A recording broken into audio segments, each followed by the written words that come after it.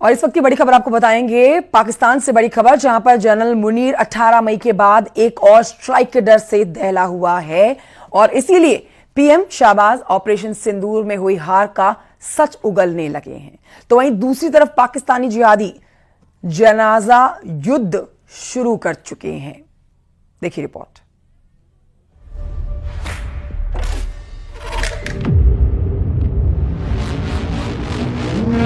भारत माता की।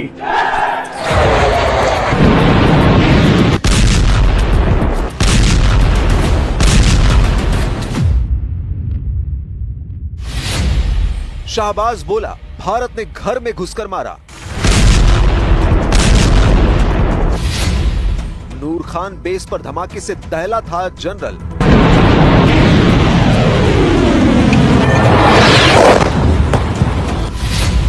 बर्बाद 11 सैन्य अड्डे का पाकिस्तान ने निकाला टेंडर।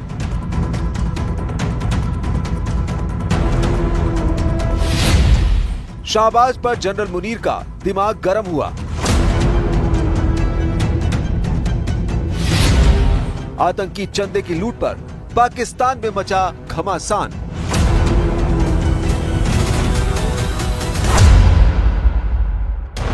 पाकिस्तान युद्ध में बड़ी बुरी तरह हारा है। ऐसी हार कि किसी को बताने के लायक नहीं रहा। बड़ी मार पड़ी, दहशतगर्द मारे गए, दहशतगर्दों के आकाओं के चीथड़े उड़े। ब्रह्मोस के बरसाए बारूद से जल गए पाकिस्तानी एयरफोर्स के 11 सैन्य अड्डे। भारतीय जंगी जेट्स ने बम बरसाकर जला डाले 9 आतंकी कारखाने। लेकिन ऑपरेशन सिंदूर का सच पाकिस्तान उगलने को तैयार नहीं हुआ। पाकिस्तान के जनरल और पीएम आवाम से झूठ पर झूठ बोलते रहे। पाकिस्तानी मीडिया युद्ध में जनरल मुनीर की लिखी स्क्रिप्ट बांटता रहा, मगर सच किसी के छिपाए नहीं छिपा। जब पूरे पाकिस्तान को पता चल गया कि ऑपरेशन सिंदूर में पाकिस्तान परास्त ही नहीं हुआ, पाकिस्तानी फोर्सेस के परखच्चे उड़े, तब खून का घूंट पीकर पीएम शहबाज शरीफ ने 9 मई की खौफनाक रात का सच कबूल कर लिया है। पाकिस्तान का ये झूठा कठपुतली पीएम कल तक टैंक पर चढ़कर जनरल मुनीर के कसीदे गढ़ रहा था, मगर आज इसकी जुबान से जो डर बयां हुआ है उसे गौर से सुनिए। 9 और 10 की दरमियानी रात में तकरीबन 2:30 बजे सिपा सलार जनरल सईद आसिम मुनीर ने मुझे सिक्योर फोन पे मुझे बताया कि वज़ीर-ए-आज़म साहब, हिंदुस्तान ने अपने बैलिस्टिक मिसाइल अभी लॉन्च किए हैं। एक नूर खान एयरपोर्ट पे गिरा है और कुछ और दूसरे इलाकों में गिरे हैं। शाहबाज शरीफ को सच बोलने की गुस्ताखी भारी पड़ने लगी है। जब शाहबाज नूर खान एयरबेस की बर्बादी का किस्सा सुना रहे थे, तब पास ही बगल में बैठा जनरल मुनीर गुर्रा रहा था। जनरल मुनीर के चेहरे का रंग उड़ गया था। जनरल मुनीर का बस चलता तो वो शाहबाज की जुबान सिल देता, लेकिन शाहबाज को नूर एयरबेस की बर्बादी को पचा पाना नामुमकिन हो गया था। शाहबाज शरीफ ने नूर एयरबेस की तबाही की तस्वीर दिखाकर जनरल मुनीर पर प्रेशर बना लिया है। कल तक जो जनरल बात बात पर शाहबाज को हड़काता था, उसके तेवर ढीले करने के लिए शाहबाज ने आईना दिखाया है। नूर खान एयरबेस क्यों इतना अहम है, जानिए। नूर खान एयरबेस रावलपिंडी में है। रावलपिंडी पाकिस्तानी सेना का मुख्यालय है और इसी मुख्यालय में बैठते हैं जनरल आसिम मुनीर। भारत ने 11 अड्डों पर स्ट्राइक करके बता दिया कि कितनी तेजी से पाकिस्तान की मिलिट्री कमांड को घुटने के बल लाया जा सकता है। पाकिस्तान में आतंकी ठिकानों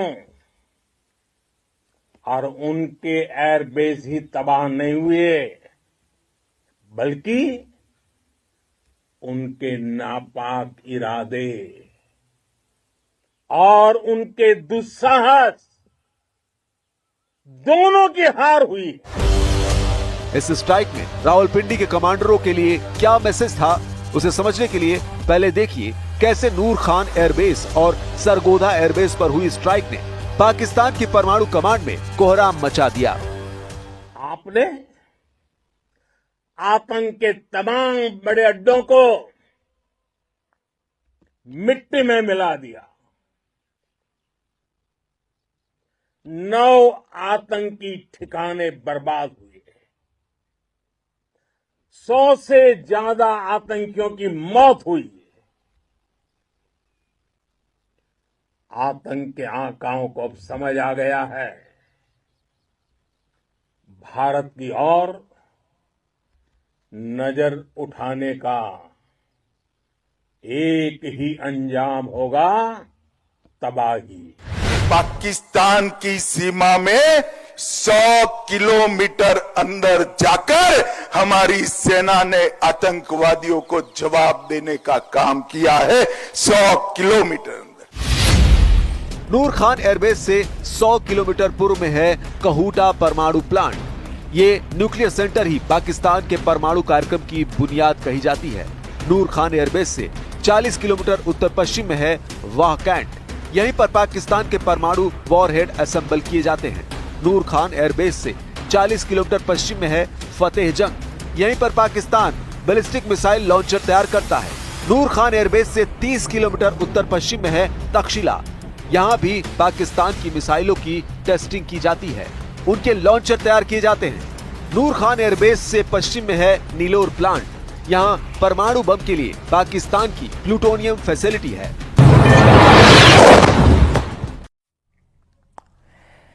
पाकिस्तान के न्यूक्लियर से लेकर मिसाइल कार्यक्रम की धज्जियां कैसे उड़ाई जा सकती हैं, ये बात शहबाज शरीफ और जनरल असीम मुनीर को बहुत ही साफ तरीके से समझा दी गई है।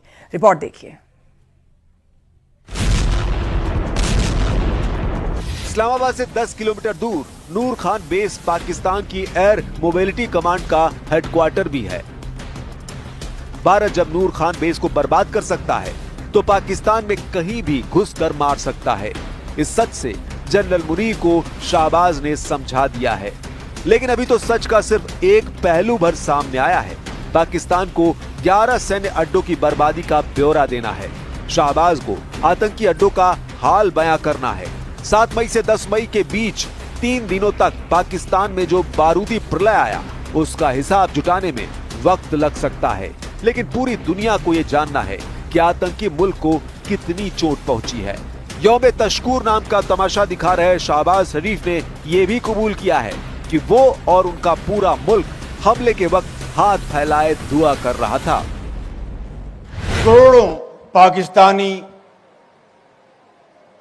सजदरेज थे, दुआएं मांग रहे थे अफवाज पाकिस्तान के लिए, बड़ी फौज के लिए।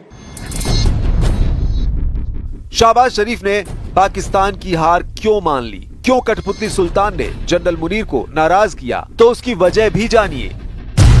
पाकिस्तान के एयरफोर्स ने ऑपरेशन सिंदूर में तबाह हुए अड्डों की मरम्मत का टेंडर निकाला है, जिसमें एयरबेस रिपेयर और मेंटेनेंस की बात कही गई है। आम दिनों में ये टेंडर निकलता तो शायद रख रखाव का हवाला दे दिया जाता, लेकिन भारत के साथ टकराव के बाद निकाले टेंडर से पाकिस्तानी जनरल की पोल खुल गई।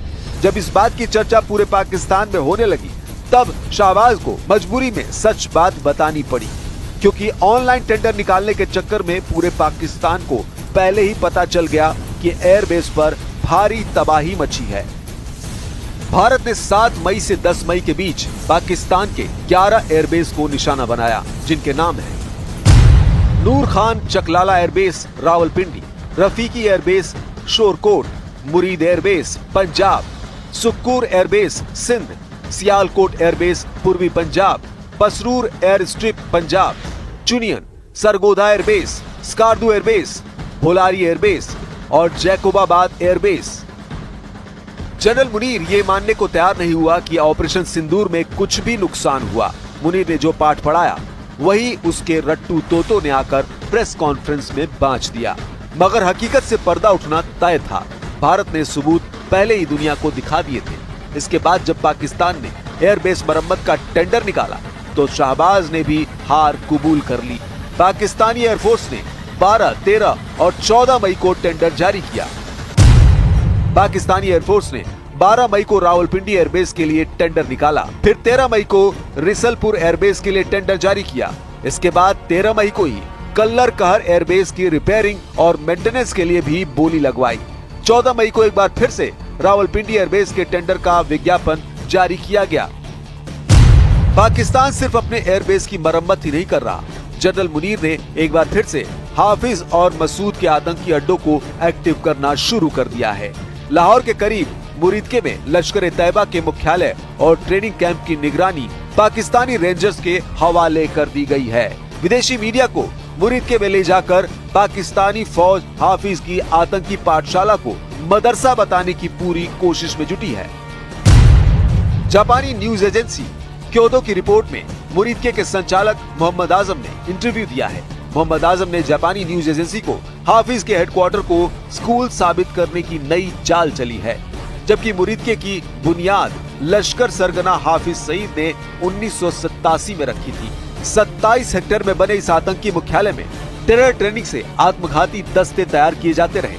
2019 में हाफिज सईद की गिरफ्तारी का ढोंग करके पाकिस्तान ने यहां कब्जा कर रखा है।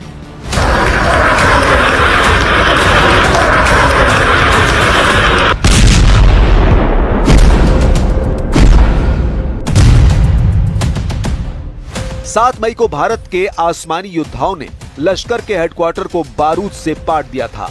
इंडियन एयरफोर्स के हमले में मुरीदके में भारी नुकसान पहुंचा, मगर एक बार फिर मुरीदके में भीड़ जुटाकर जिहादी डिग्री दी जाने लगी है। उधर दूसरी तरफ ऑपरेशन सिंदूर में मारे गए 100 दहशतगर्दों को मिल रहे मुआवजे पर भी पाकिस्तान में कोहराम मच गया है। पाकिस्तान की शहबाज सरकार ने 100 आतंकियों के परिवार वालों को 1 करोड़ रुपए का मुआवजा देने का ऐलान कर रखा है। IMF से पैसा उधार लेकर आतंकियों के परिजनों को मुआवजे के तौर पर बांट रहे रुपए हड़पने के लिए आतंकी सरगनाओं में सिर फुटौल शुरू हो गई है। पाकिस्तान अगर अब भी नहीं सुधरा तो एक दिन आतंकी मौत मरेगा। आतंकी आका पड़ोसी देश को भस्म कर डालेंगे। आतंकियों से पाकिस्तान बचा तो उसे फौजी जनरल अपने फायदे के लिए नोच डालेंगे। पाकिस्तान का जन्म जिस जहर से हुआ उसकी काट इस दुनिया में किसी के पास नहीं है।